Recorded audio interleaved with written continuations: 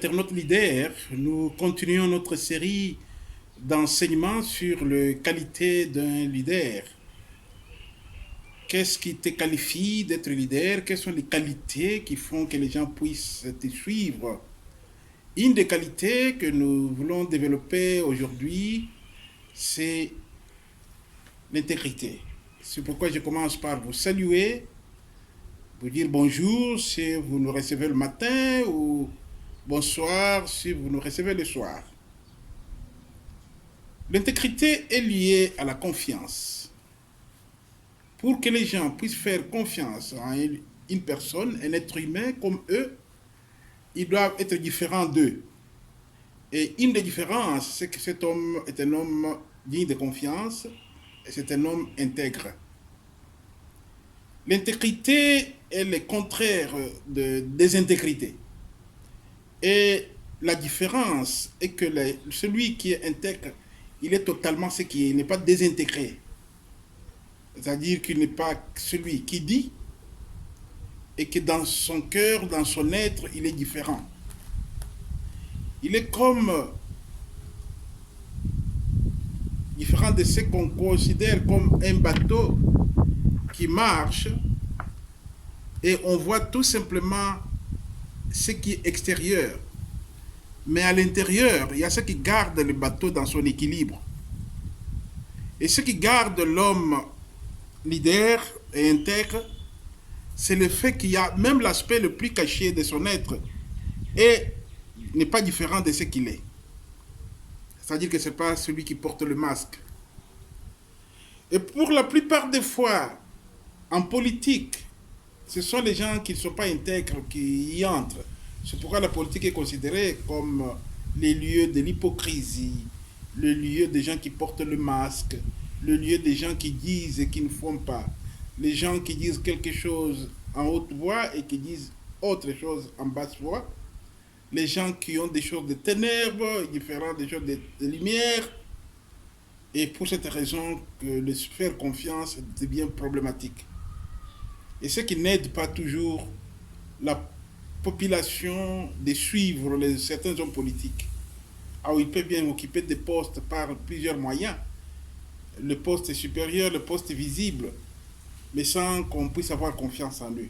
Un jour, nous parlerons de différencier le poste et le leadership.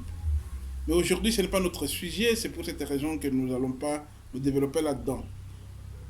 Pour dire qu'on peut occuper des postes supérieurs, mais on n'a pas pu être capable de se laisser suivre par les autres personnes. Les gens qui ne sont pas intègres, c'est-à-dire qui ne sont pas totalité de ce qu'ils sont, on les observe des fois, et parfois on les observe le moment où ils attendent le moins. Un exemple pour illustrer. Quelqu'un qui vous pose la question de savoir si vous êtes pressé. Et vous dites non, je ne suis pas pressé. Directement, l'homme, sans le vouloir, il perd quelque chose en vous, il perd quelque chose, quelque confiance. Parce que ce que vous avez dit un langage double. Vous avez dit deux choses au même moment. Vous avez, en regardant sur la montre, vous avez démontré que vous êtes pressé. Et vous vérifiez le temps qui vous reste. Et dans la bouche, vous avez dit non, je ne suis pas pressé. Donc, c'est ce qu'on appelle le body language chez les anglophones ou les signes corporels. Parce que souvent, les signes corporels ne trompent pas. Ils disent textuellement ce qui se passe dans votre cœur et dans votre pensée, dans votre esprit.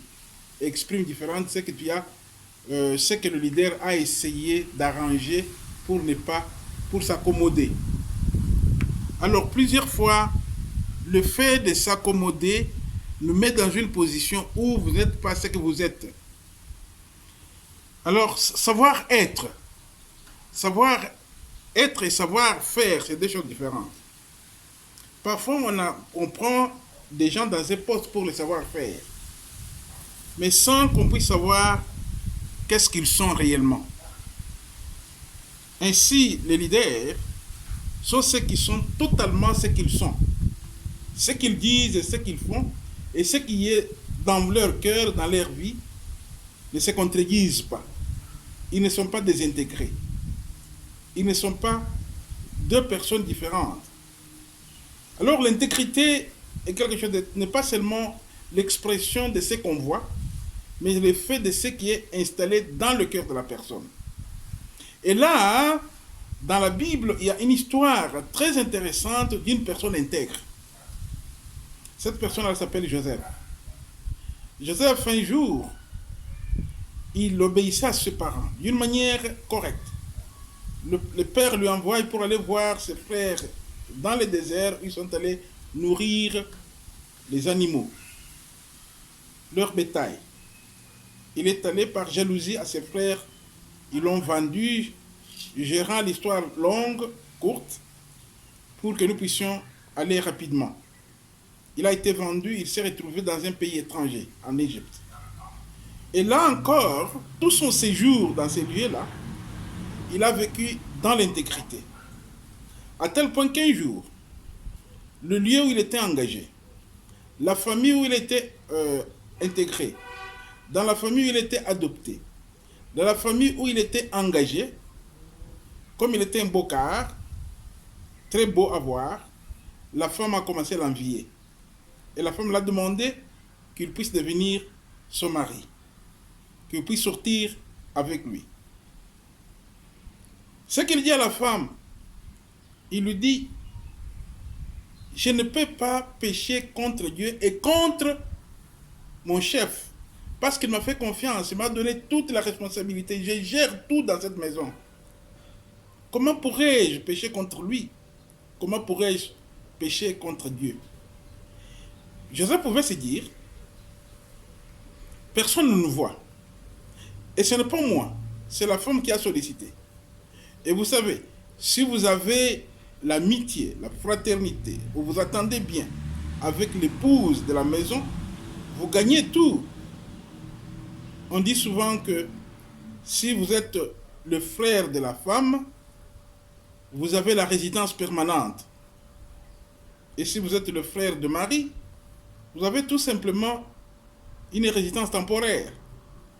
Alors le prophète dit, je vais tout gagner encore davantage si j'accepte l'offre de la femme. Il pouvait se dire ça comme jeune, célibataire, sans femme, avec la possibilité que la maison soit fermée, le fenêtre fermé, la maison fermée, dans l'obscurité la plus noire. Et personne ne pouvait le voir. Mais Joseph a su, comme il était intègre, il savait que je ne peux pas faire quelque chose contre mon chef et aussi contre mon Dieu. Il savait que Dieu le voit, Dieu le regarde et Dieu regarde dans l'obscurité. C'est ainsi que Joseph est resté intègre de la famille. Bien sûr, comme conséquence, il s'est retrouvé en prison et de la prison, il s'est retrouvé à la primature et il a continué avec l'intégrité quand il est devenu un homme politique en Égypte et il a géré tous les biens du pays. Ça, c'est l'intégrité. Il peut en avoir quelqu'un qui veut être intègre. Dieu peut lui donner la possibilité de l'être. Que Dieu me bénisse.